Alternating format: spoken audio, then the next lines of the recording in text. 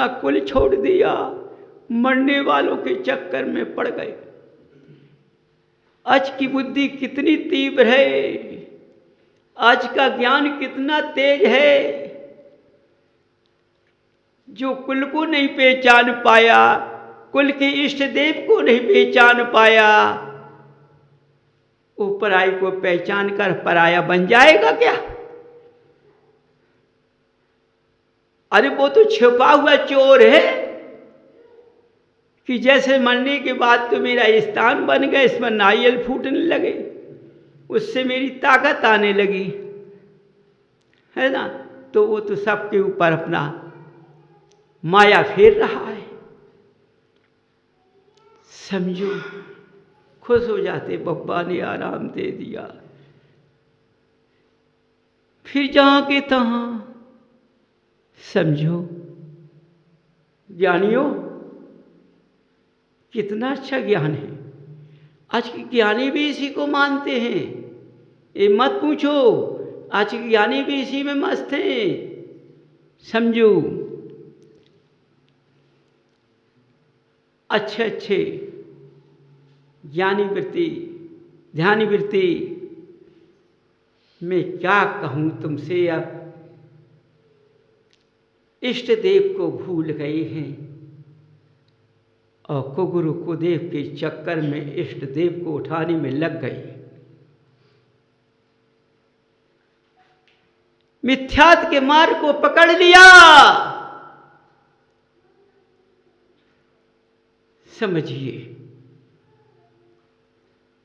मिथ्यात्व मार्ग की सहायता लेकर कार्य किया।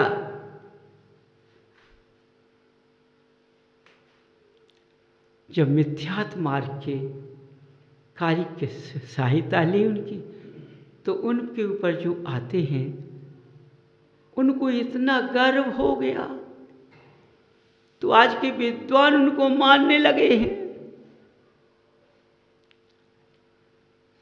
समझिए, आज का ज्ञान कहाँ चला गया,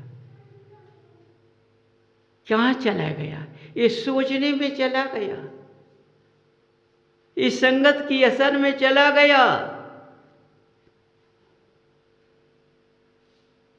उस संगत में मनुष्य की बुद्धि का ज्ञान चला गया। संगत से धर्म भी चला जाता है। यदि अच्छी संगत वाले मिल जाएंगे तो हमारा धर्म छुटा देंगे, तुम्हारा मजहब छुटा देंगे, तुम्हारा स्थान छुटा देंगे और तुम छोड़ दोगे। समझिए, बात करने की चतुराई, बात करने की कला उस पुरुष के अंदर होती है, तभी ऐसा कार्य करता है। क्योंकि तुम तो रंगरूट के रंगरूट हो, इसलिए उसकी कला तुम पर चल गई है। तो देखो बंधु, आज तुम्हारा मार्ग ऐसा चल रहा है चारों तरफ से, है ना। मैं सोच रहा हूँ अब भी बब्बा का दरबार लगेगा तो मैं बब्बा से कहूँगा एक पुत्र माने एक नाती दे दो, क्योंकि हमारे बहू के नाती नहीं होते हैं, एक नाती दे दो। हो सकता है बब्बा के पास नाती बैठे हुए कई, तो भी नाती दे देंगे। अब लगता है भैया कब लगेगा। अब वो आते हैं, उनका सत्कार सत्कार करते हैं, मिठाई खिलाते हैं, पकवान खिलाते हैं, उनकी सेवा खुशामद करते हैं। क्यों गई कि कौन है? इन पर बब्बा आते हैं। कौन से बब्बा? जो पता नहीं है कौन बब्बा आते हैं, ये बब्बा आते हैं, अच्छे आते हैं, ठीक है। अब बब्बा के पास फिर जाते हैं समय के अनुसार। तो बब्बा अब मेरी अर्जी सुन लीजिए, तुम ही सुन सकते हो, हमने तो तुम्हें को भगवान मान लो आज। बब्बा बड़े खुश हो, बोलो लो हम भूतेवनी में भगवान बन गए, है ना, बिना पूजा के भगवान बन गए। वे कितने खुश नहीं होंगे। बब्बा वह सब नाती जाइए। अरे क्या बात करते हो, 9वें महीना नाती होगा, तुम्हें भंडारा करना पड़ेगा। ठीक करेंगे, अभी करना पड़ेगा, फिर करना पड़ेगा। ठीक है, भंडारा कर दिया। भंडारा, जागृति पैदा हो गई। भैया नाती की भंडार किया है। जब 9वें महीना आया तब देख रहे बांटते, बहू का पेट तो बड़ू ही नहीं आवे तक। बहू का पेट नहीं बढ़ा है, जहीं का तई है। अब क्या हो गया, बब्बा ने उल्लू बना दिया है क्या? अरे बब्बा ने उल्लू क्यों बना दिया है? तुम उल्लू बन गए। बब्बा ने क्यों उल्लू बनाया है? ये तो उल्लू बनने के लिए आई ही है, उल्लू बनाने को सबको। क्योंकि उल्लू में पहुंच नहीं पाए, इसलिए भूत है उन्हीं से उल्लू बनाने लगे सबको। फिर पूछते हैं, बब्बा तुम तो कहते नहीं, मैं ध्यान भूल गया था, अब की 9वें महीना पक्के में होगा। नहीं, तुमने बहुत किया, अच्छा किया। अब 9वें महीना कत साले निकल गई। सोचो, 9वें महीना कहते कहते सालों निकल गई, नाती को नहीं खिला पाया। क्योंकि बब्बा के पास एक भी नाती था ना किसी का, कि किसी का नाती वो उस पेट में रख देते।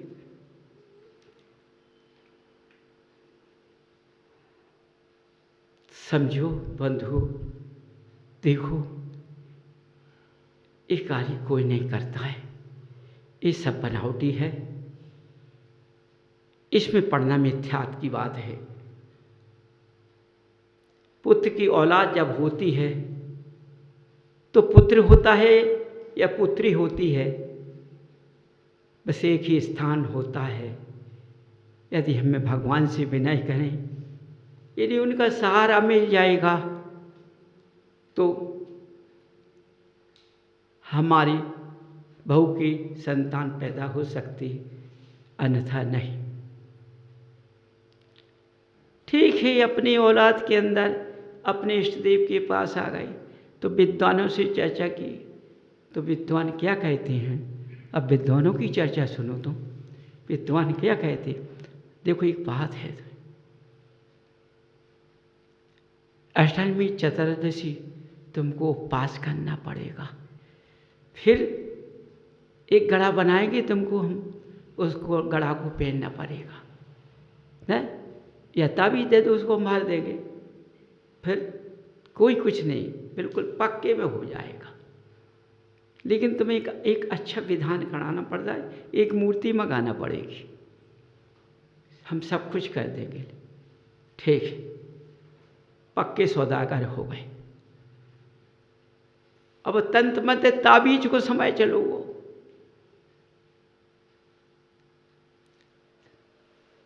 बोले विद्वान से कि हमने इतने इतवार इतने 14 कर लिया, इतना अष्टमी कर ली, लेकिन नाती तो भाव नहीं है।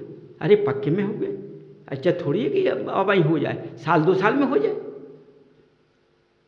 मूर्ति तो हमने अब ही मंगा ली है, विधान तुमने सब अभी करा लो हमसे, रख नाती भाव नहीं है। अब बोलो नाती नहीं हुआ है, कहाँ कहाँ पैसा खर्च कर दिया। जो मिथ्यात्व मार्ग का स्थान था वही स्थान यह विद्वानों ने रख लिया।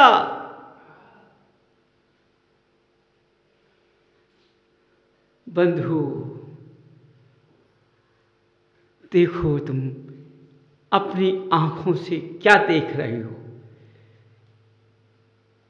क्या देख रहे हो? इस गड़े को पहनने से, इस ताबीज को पहनने से मेरे ऊपर कोई बाधा नहीं आएगी। इस ताबीज की समय की कीमत 3 मिनट होती है, ज़्यादा नहीं होती है। 3 मिनट के अंदर इस शरीर के अंदर अशुद्ध हो जाता है, कोई ताबीज नहीं चलता है।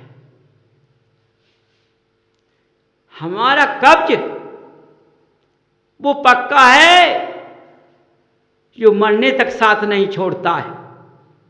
कौन सा कब्ज? हमारा वही कब्ज है कि हमने अपना जो भगवान से भक्ति की, हमने मूल मंत्र भगवान के समक्ष रवकार मंत्र का स्मरण किया, न उसको बांधा है न कुछ किया है, हमने उसका अपने अंदर सुर से अध्ययन किया, वो कब्ज हमारा जीवन भर साथ देगा, हमें कोई हिला नहीं सकता है। समझो, कितने भी आपत्ति आ जाएं, उसका ध्यान करने से, ध्यान में मस्त होने से सारी आपत्तियां दूर हो जाएंगी। एक नाती की क्या बात है कि 2-4 नाती खिल जाएंगे।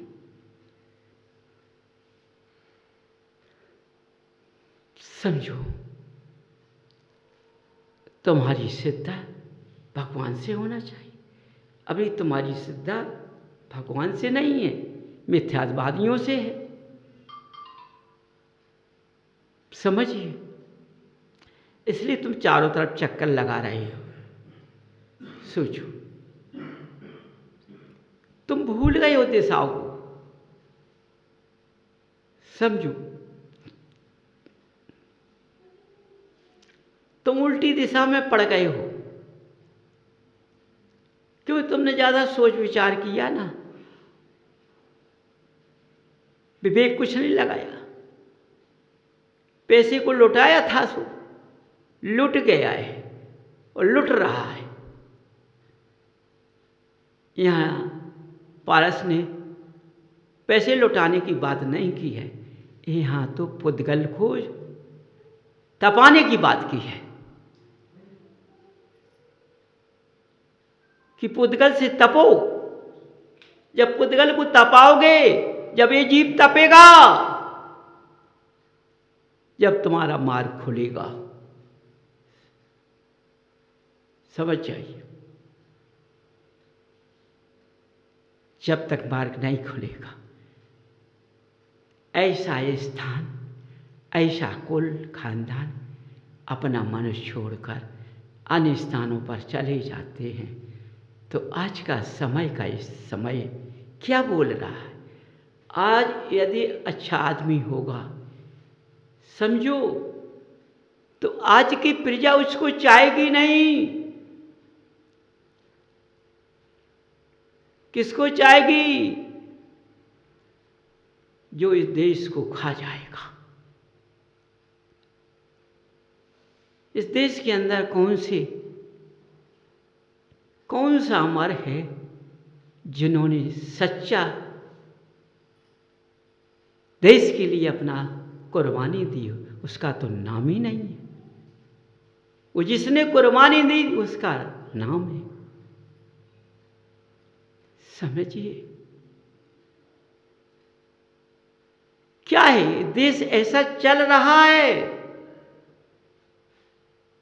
सत्यता मार्ग का नहीं है, असत्यता मार्ग का चल रहा है। समझ जाइए, ऐसे सारे रास्ते हैं। क्योंकि बंधु, सत्यता में मालूम है हरिश्चंद्र को क्या करना पड़ा था, किसकी नौकरी की थी? उस सत्यता के ऊपर उन्होंने अपने बच्चे मरने के बाद टके का पैसा ले लिया था।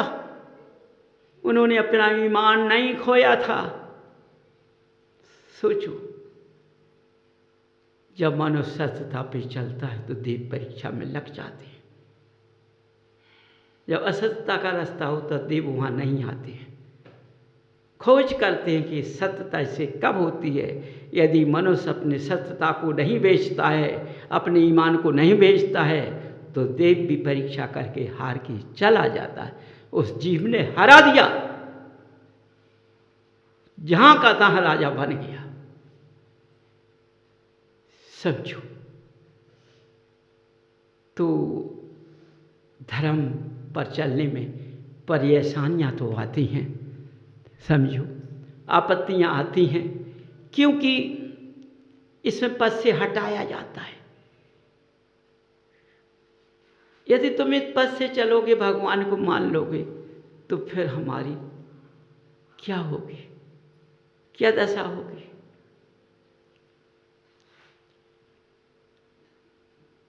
एक बार देवों में चर्चा चली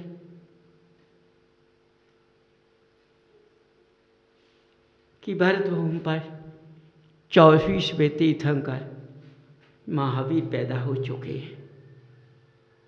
एक देव बैठा था, उसने अपने ज्ञान से पता लगाया, चलो हम उसकी परीक्षा लेने जाएं। उसने बाल लीला करते हुए, खेल कूद करते हुए उसने कई रूप धारण किए, लेकिन महावीर नहीं डरे। जब उसने काल का रूप धारण किया तो इससे डर जाएगा, महावीर ने उसके फन पर लात रख ली, हंसने लगे। जरा सी लात पड़ने में उस देव का सारा शरीर चुर्र मुर्र हो गया। महावीर हंस रहे हैं, कपने लगा, गलतियां मनाने लगा।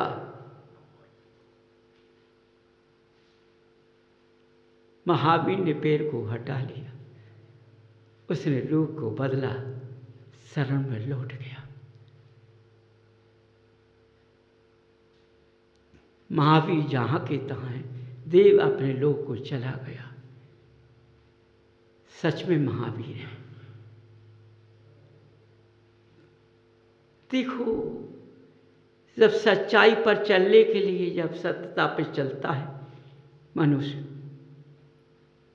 तो भगवान की भक्ति करता है, तो कई आपत्तियां ऐसी आती हैं तुम्हारे सामने, तुमको डिगा देती हैं, तो उनमें टिकना नहीं।